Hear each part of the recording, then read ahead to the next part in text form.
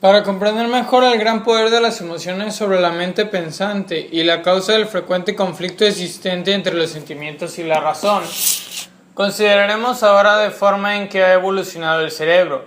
El cerebro del ser humano es kilo y pico de células y jugos neurales. A lo largo de millones de años de evolución, el cerebro ha ido creciendo desde abajo hacia arriba, por así decirlo, y los centros superiores constituyen derivaciones de los centros inferiores más antiguos, un desarrollo evolutivo que se repite, por cierto, en el cerebro de cada embrión humano. La región más primitiva del cerebro, una región que compartimos con todas aquellas especies que solo disponen de un rudimentario sistema nervioso, es el tallo encefálico, que se halla en la parte superior de la médula espinal. Este cerebro rudimentario regula las funciones vitales básicas como la respiración, metabolismo de los órganos corporales y las reacciones y movimientos automáticos. Mal podríamos decir que este cerebro primitivo piense o aprenda porque se trata simplemente de un conjunto de reguladores programados para mantener el funcionamiento del cuerpo y asegurar la supervivencia del individuo. Este es el cerebro propio de la edad de los reptiles, una época en la que el siseo de una serpiente era señal que advertía la inminencia de un ataque. De este cerebro primitivo, el tallo encefálico, emergieron los centros emocionales que millones de años más tarde dieron lugar al cerebro pensante, o al neocórtex. Ese gran bulbo de tejidos replegados sobre sí que configuran el estrato superior del sistema nervioso. El hecho de que el cerebro emocional sea muy anterior al racional y que éste sea una derivación de aquel, revela con claridad las auténticas relaciones existentes entre el pensamiento y el sentimiento. La raíz más primitiva de nuestra vida emocional radica en el sentido del olfato o más precisamente en el óvulo olfatorio, este conglomerado celular que se ocupa de registrar y analizar los olores. En aquellos tiempos remotos el olfato fue un órgano sensorial clave para la supervivencia porque cada entidad viva, ya sea alimento, veneno, pareja sexual, predador o presa, posee una identificación molecular característica que puede ser transportada por el viento. A partir del óvulo olfatorio comenzaron a desarrollarse los centros más antiguos de la vida emocional, que luego fueron evolucionando hasta terminar recubriendo por completo la parte superior del tallo encefálico. En estos estados rudimentarios, el centro olfatorio estaba compuesto de unos pocos estratos neuronales, especializados en analizar los olores. Un estrato celular se encargaba de registrar el olor y de clasificarlo en unas pocas categorías relevantes: comestibles, tóxicos, sexualmente disponible, enemigo o alimento. Y un segundo estrato enviaba respuestas reflejas a través del sistema nervioso, ordenando al cuerpo las acciones que debía de llevar a cabo: comer, vomitar, aproximarse, escapar o cazar. Con la aparición de los primeros mamíferos emergieron también nuevos estratos fundamentales en el cerebro emocional. Estos estratos rodearon el tallo encefálico a modo de una rosquilla en cuyo hueco se aloja el tallo encefálico. A esta parte del cerebro que envuelve y rodea el tallo encefálico se le denominó sistema límbico, un término derivado del latín limbus, que significa anillo. Este nuevo territorio neuronal agregó las opciones propiamente dichas al repertorio de respuestas del cerebro. Cuando estamos atrapados por el deseo o la rabia, cuando el amor nos enloquece o el medio nos hace retroceder, nos hallamos en realidad bajo la influencia del sistema límbico. La evolución del sistema límbico puso a punto dos poderosas herramientas: el aprendizaje y la memoria.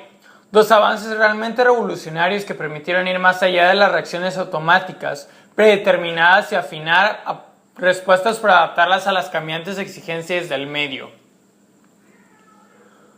favoreciendo así una toma de decisiones mucho más inteligente para la supervivencia. Por ejemplo, si un determinado alimento conduciera a la enfermedad, la próxima vez sería posible evitarlo. Decisiones como la que saber qué ingerir y qué expulsar de la boca seguían todavía determinadas por el olor y las conexiones inexistentes entre el bulbo olfatorio y el sistema límbico.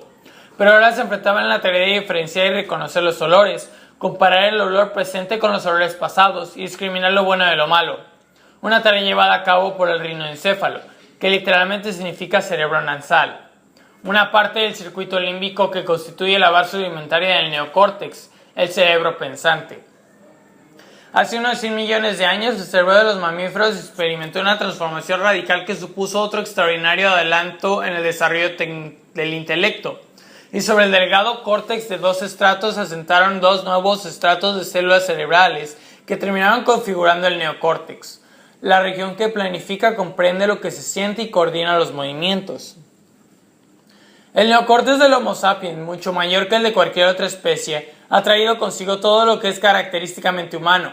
El neocórtex es el asiento del pensamiento y de los centros que integran y procesan los datos registrados por los sentidos, y también agregó al sentimiento nuestra reflexión sobre él y nos permitió tener sentimientos sobre las ideas, el arte, los símbolos y las imágenes.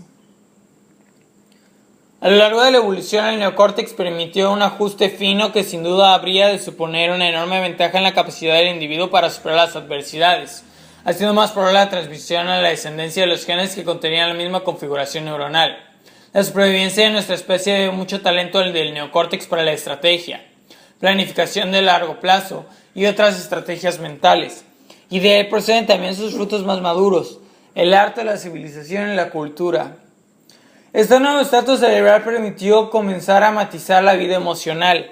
Tomemos por ejemplo el amor. Las estructuras límbicas generan sentimientos de placer y de deseo sexual, las emociones que alimentan la pasión sexual.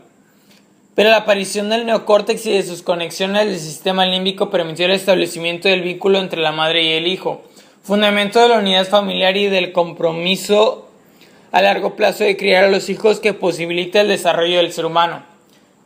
En las especies carentes de neocórtex, como los reptiles por ejemplo, el afecto materno no existe y los recién nacidos deben ocultarse para evitar ser devorados por la madre.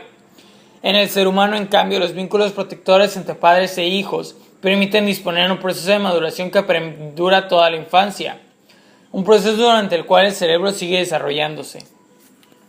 A medida que ascendemos en la escala filogenética que conduce de los reptiles a los monorhesus, y desde ahí hasta el ser humano, aumenta la masa neta del neocórtex. Un incremento que supone también una progresión geométrica es el resultado de interconexiones neuronales. Y además hay que tener en cuenta que cuanto mayor es el número de tales conexiones, mayor es también la variedad de nuestras posibles. El neocórtex permite pues un aumento de la sutileza y complejidad de la vida emocional, como por ejemplo, tener sentimientos sobre nuestros sentimientos. El número de interconexiones existentes en el sistema límbico y el neocórtex es superior al caso de los primates al resto de las especies. Infinitamente superior todavía en el caso de los seres humanos, un dato que explica el motivo por el cual somos capaces de desplegar un abanico mucho más amplio de reacciones y de matices ante nuestras emociones, mientras que el conejo o el mono Reus solo dispone de un conjunto muy restringido de respuestas mucho más maleable. Estas son posibles ante el miedo. El neocórtex del ser humano, por su parte, permite que incluso se pueda llamar al 091. Cuanto más complejo es el sistema social, más fundamental resulta esta flexibilidad. Y no hay un mundo social más complejo que el del ser humano. Pero el hecho es que estos centros superiores no gobiernan en su totalidad la vida emocional, porque en los asuntos decisivos del corazón, y más especialmente en las situaciones emocionalmente críticas, bien podríamos decir que delegan su cometido en el sistema límbico. Las ramificaciones nerviosas que extendieran el alcance de la zona límbica son tantas que el cerebro emocional sigue desempeñando un papel fundamental en la arquitectura de nuestro sistema nervioso. La región emocional es el sustrato en el que creció y se desarrolló nuestro nuevo cerebro pensante y sigue estando estrechamente vinculada con él por miles de circuitos neuronales. Esto es precisamente lo que confiere a los centros de la emoción un poder extraordinario para influir en el funcionamiento global del cerebro, incluyendo por cierto a los centros del pensamiento.